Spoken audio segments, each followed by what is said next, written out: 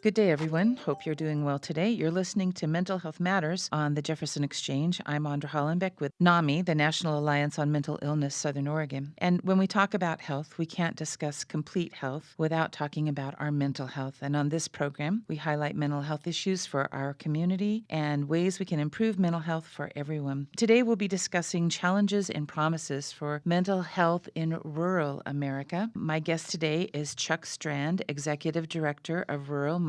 Good morning, Chuck. Thanks for being with us. Good morning. Thanks for having me. Yeah, great. So you grew up in northern Michigan and you had I a did. career in nonprofit leadership and patient advocacy. What drew you to this mental health work and particularly Rural Minds? Well, I've always been interested in mental health, and I can appreciate from a firsthand basis the challenges that people in rural communities, small towns and farming communities, or whatever it might be, fishing communities, just so many rural, isolated areas around the country. And it's just such a lack of services and many barriers that are just specific to the mental health and the care that people need. And there's greater stigma, too. So I think over the years, I was involved, as you mentioned, in nonprofit patient advocacy work, and I came to realize that personally, I think that the importance of mental health really is a priority because I often have so much admiration for people who may have a severe physical disability, yet are so vital and vibrant and they're doing the very best they can with their circumstances and are leading a very full life. And on the other hand, you have people who pass away by suicide, and it's so often a mystery because it seemed like they had everything going for them, and obviously they were struggling.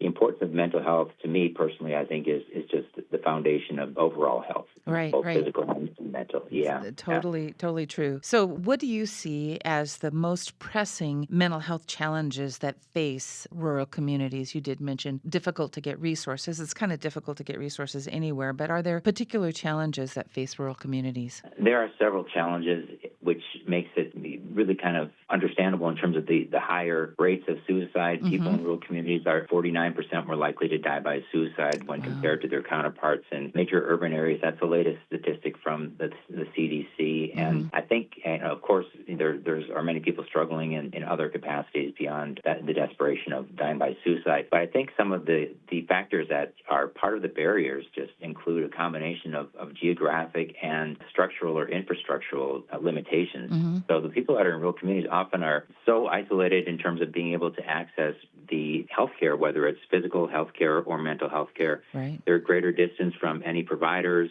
and there's also often limited access to internet, sometimes non-existent. Sometimes the internet is not reliable. So the idea of telemental health, which has become more popular, and just virtual meetings overall, especially after COVID, it's not an option, unfortunately, for a lot of people. Right. And then you also have the lifestyle barriers. And in addition to the stigma that I mentioned, there's also this often a mindset of people who grew up in a rural area where they have to learn to be independent and self-reliant. And even though I grew up in a small town in Upper Michigan, near Lake Superior, for years now I've been living, my wife and I have raised our family outside of Chicago in a suburb. And like so many other people, I can pick up the phone, and if I need help with something, a van will roll up and help fix my pipe in a couple of days. But when you're isolated, you often don't have that luxury. You got to figure it out yourself, and you've got to solve your own problems. So when you have that mindset of solving your own problems, not being comfortable or even able to ask for help from somebody, and you combine that with the mental health challenges and the barriers that exist in a rural community, that can often be an insurmountable barrier in terms of getting the help that people need for mental illness or mental health condition.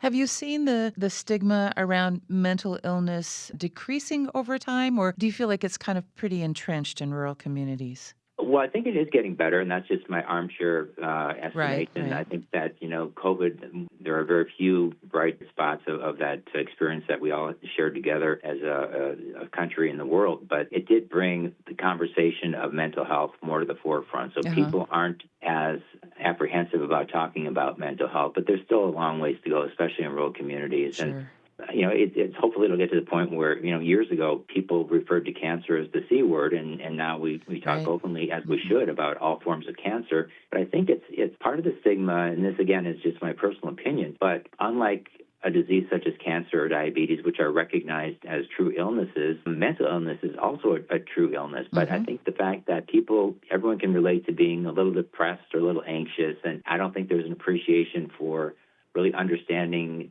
the situation that someone who may be struggling with an actual illness, it's much more than that. So Right. the unfortunate part of that is the person who's struggling with a mental illness has also the greater stigma and the lack of empathy and understanding from people who are around them. So Right. it creates Yeah, that additional shame and stigma, a difficult combination of circumstances for somebody to deal with in a rural community. Yeah, that kind of, pull yourself together kind of thing and just, just get over it sort of thing. But when one of your organs, i.e. the brain, is not working, there's sometimes not much you can do. Yeah. You're listening to Mental Health Matters on Jefferson Exchange. I'm Andra Hollenbeck, and my guest is Chuck Strand, Executive Director of Rural Minds. So let's talk about the initiative of your Rural Minds, because there are some unique barriers to care for rural residents for mental health care. What is your organization, Rural Minds, doing to help address some of those? Well, we are the only national 501c3 nonprofit that's focused exclusively on rural mental health care, the mental health inequity,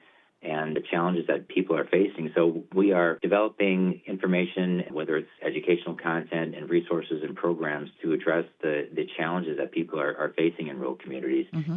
And we're very fortunate to have many partnerships on many levels, and one of them is NAMI, and we appreciate our partnership with the organization that you are with. Yeah. As similar to Mental Health America and Depression and Bipolar Support Alliance, we have a lot of respect for the great work that you and other organizations have been doing for years with mental health resources and information. But with the added stigma and the statistics that have been attributed to mental health in rural communities, there's obviously something that isn't resonating with people in rural communities. So we're almost somewhat of an adjunct to what's already being done out there, but we're just focused on rural communities and recognizing that it truly is different. And the partnerships that we have on many fronts, which also include organizations that have a strong presence with members and people that are in their organization who live in a rural community. It's so important. We do a lot of work with the National Grange, which has been around since the 1800s, and they have like 1,400 locations around the country. And that's so important because part of our mission at Rural Minds is to serve as the informed voice for mental health in rural America, and we certainly can't do that without talking to people in rural communities and understanding what are those unmet and underserved needs, and not only knowing what they are, but then when we are developing programs and information to help address those challenges, we want to make sure that it's culturally relevant to the people that we want to serve. And once the program is up and running, and I'll mention another example of a program, but once the program's up and running and people are using the content, it's so important that the people who are in rural America are able to access that and then be a trusted source of information, because we know people in rural communities really want to get their information, especially something that's as highly stigmatized as mental health information. They want to talk to someone they know, look them in the eye, shake their hand. It's a great circle in terms of the relationship that we have with the organizations that have a presence in rural communities. They inform us.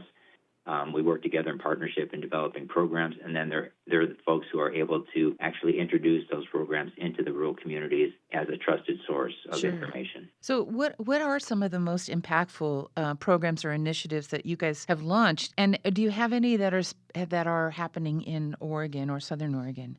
Well, we are national, so we are happy to do what we can in terms of a localized or regional partnership with organizations. But all the content that we have on for Rural Minds, we're a virtual organization, so it's all available at ruralminds.org. Okay. And one of the programs that we've launched recently has been the Rural Mental Health Resilience Program, and it really is, the strategy is based on what I had mentioned as far as the do-it-yourself DIY mindset that's so common in many rural communities. So we have the program accessible with all the information that's available at no charge, and there's many things that are available as a PDF so they can be printed for people that don't have the internet.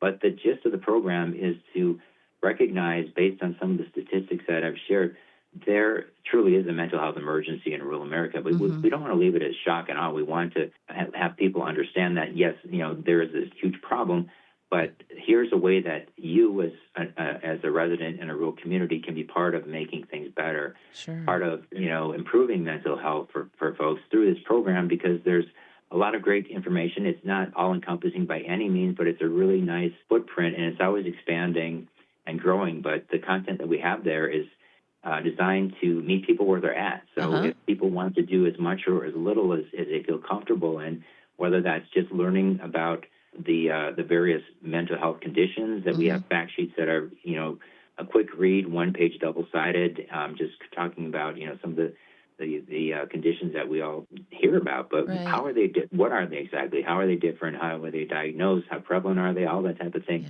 What Where kind can of you go treatment for is more available? information? Yeah, yeah. Yeah, and how to have tough conversations with someone that you might think is struggling with a mental Mm-hmm. health condition, Mm-hmm. and open up that conversation, make it more approachable. And we have a PowerPoint presentation that people can pull down and use in their local community. Mm-hmm. Key messages for a TED Talk if they prefer that, and Mm-hmm. something as simple as just a flyer for the program that can be printed out, put on a Right. bulletin board in a rural place of business or place of worship, and have people just raise awareness for the fact that, again, there is this emergency, but here's a URL, here's a QR code that you can use to get to information that can allow you to be part of the solution to improving things in your local community for mental health. Right, right.